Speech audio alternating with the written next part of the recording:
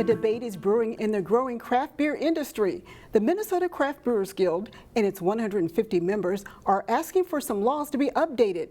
The group wants to be allowed to sell more beer in different sizes directly out of tap rooms. One of the owners of Omni Brewing in Maple Grove is at the forefront of the debate. The craft brew industry is big business in Minnesota. According to Growler magazine, there are just under 200 breweries in the state. The stouts and ales bring in over $2 billion each year. Now some tap rooms want to expand their revenue stream, but they would first have to change a few laws. Our laws surrounding breweries and tap rooms are a little bit behind the times. Zach Ward is a head brewer at Omni Brewing. There you go. He's also a member of the Minnesota Craft Brewers Guild and sits on the group's legislative committee. We are putting forth and pushing for some of the same bills that we presented last year. Cheers. Cheers. The Guild wants to make two changes to the law.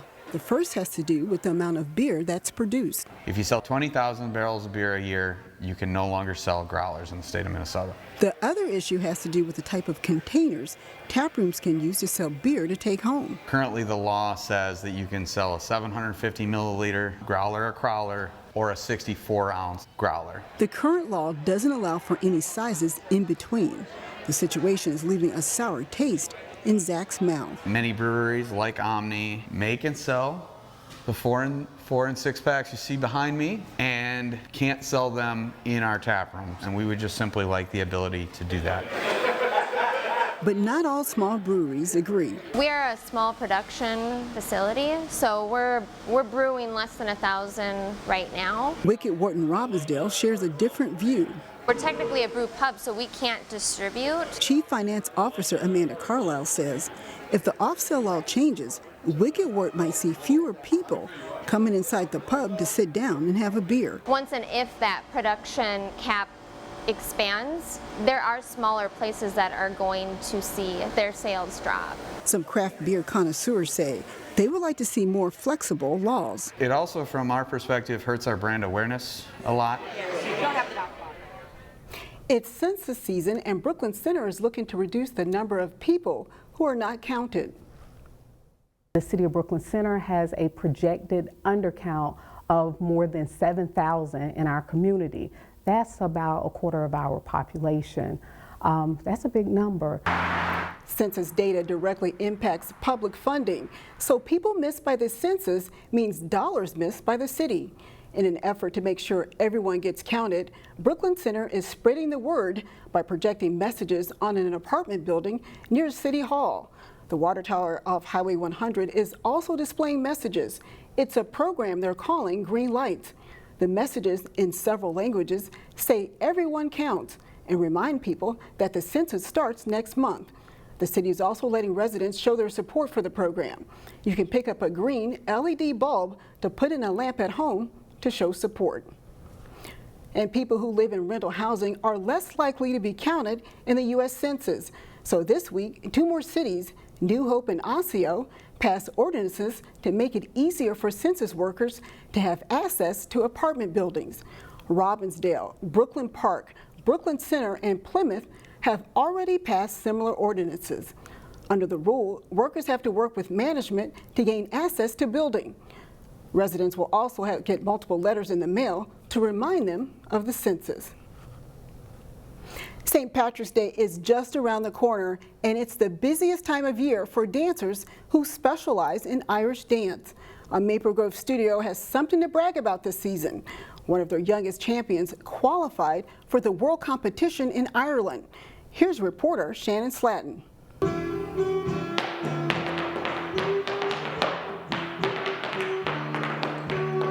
There's something about the cadence of Irish dancing that will stick in your head long after a routine is over.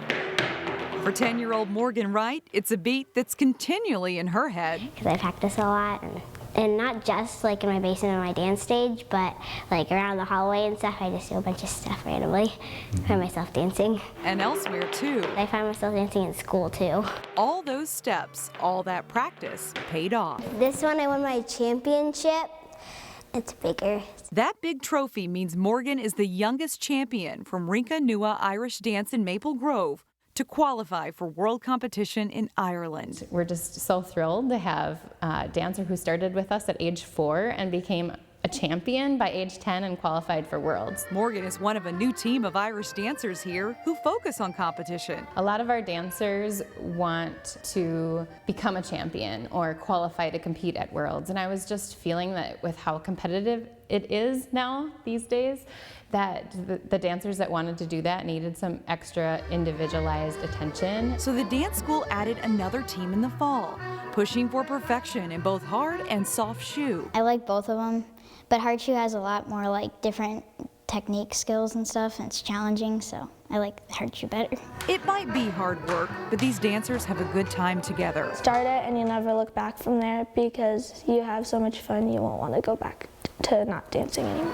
As far as Morgan, the young champion, how long will she keep dancing? 100 million, I don't know. I want to stick with dancing for a long time. For these dancers, that might not be long enough. In Maple Grove, Shannon Slatton, CCX News. The dance studio has modified their plans due to the coronavirus outbreak. They canceled nursing home visits and many performances. They did, however, get to stream a special performance this week for grandparents and seniors. Now, as the coronavirus continues to impact our community, we continue bringing you stories on how it's changing our everyday life. There's a special section on our website with coronavirus impact stories. Stay safe, everyone. We'll see you next time.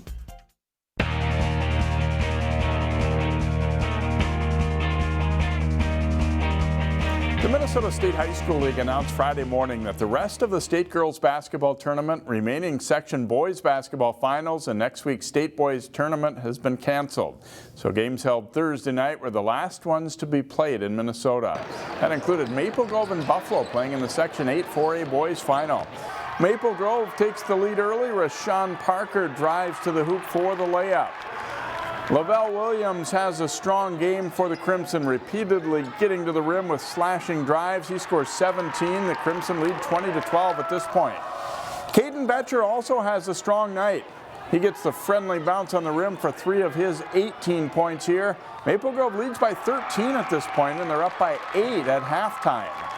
Second half, though, and Buffalo charges back. Their star Matt Willard buries a 3. They go in front 38-36. Then it's Trevor Johnson with a nice hesitation dribble, and he gets in for the layup. Buffalo's lead grows to as much as 6 points.